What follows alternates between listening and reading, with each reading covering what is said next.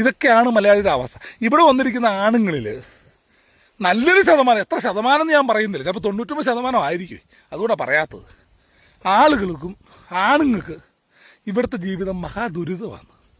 നല്ല ജോലിയൊക്കെ നാട്ടിലുണ്ടായിരുന്നു, ഇതൊന്നും കിട്ടാതെ വന്ന് ഇവിടെ വന്ന് പെട്ട ആളുകൾ. നാട്ടിൽ 50,000 രൂപ സാലറി കിട്ടിയിരുന്നെങ്കിൽ വരാത്ത ആളുകൾ ധാരാളം ഉണ്ടെന്ന്.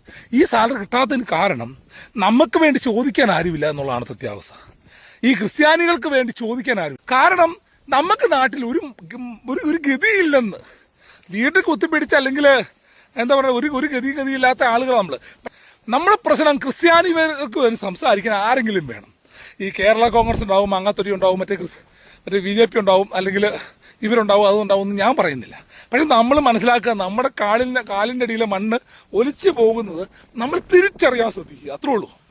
ഒലിച്ചു പോകുന്നുണ്ടെന്നുള്ള സത്യം തന്നെയാണെന്ന് നിങ്ങൾക്കും അറിയാം. നമ്മുടെ നാട്ടിലെ പല വീടുകളിൽ സംഭവിക്കുന്ന പല മാതാപിതാക്കളുടെ അവസ്ഥകൾ നേരിട്ട് കണ്ടൊരു വ്യക്തിയാണ്. ഇപ്പം ഉദാഹരണം എൻ്റെ മമ്മിയെക്കുറിച്ച് തന്നെ പറയാം. എൻ്റെ മമ്മി ഹോസ്പിറ്റലിൽ കിടക്കുക, ഞങ്ങൾ മക്കൾ 2 പേരും ഇവിടെ ഓസ്ട്രേലിയയിലാണ്, വേറൊരാൾ നാട്ടിലുണ്ട്, അത് നാട്ടിലില്ല. അദ്ദേഹം ഒരു വൈദികനാണ്, അതും വിദേശ രാജ്യത്ത്, വേറെ രാജ്യത്താണ്.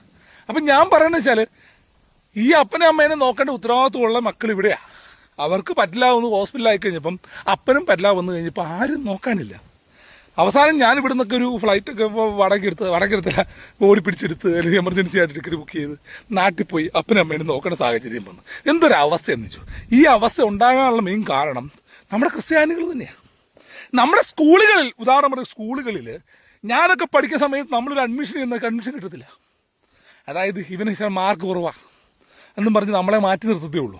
ആ സമയത്ത് കുറച്ച് പൈസയായിട്ട് വന്ന വേറൊരു മതസ്ഥം പോലും നമ്മുടെ, അതായത് ക്രിസ്തീയ സഭയുടെ പള്ളി വന്നിട്ട് നമ്മളെ അഡ്മിഷൻ ചോദിച്ചു കഴിഞ്ഞാൽ അവർക്ക് കൊടുക്കും. പക്ഷേ അതേ സമയത്ത് ആ മതസ്ഥരുടെ ഒരു സ്കൂളിലോ കോളേജിലോ അവർ ചെല്ലുന്നെങ്കിൽ അവർക്കൊരു പരിഗണനയെങ്കിലും കിട്ടും. നമുക്ക് ആ പരിഗണന പോലും ഇവർ തരത്തില്ലെന്ന്.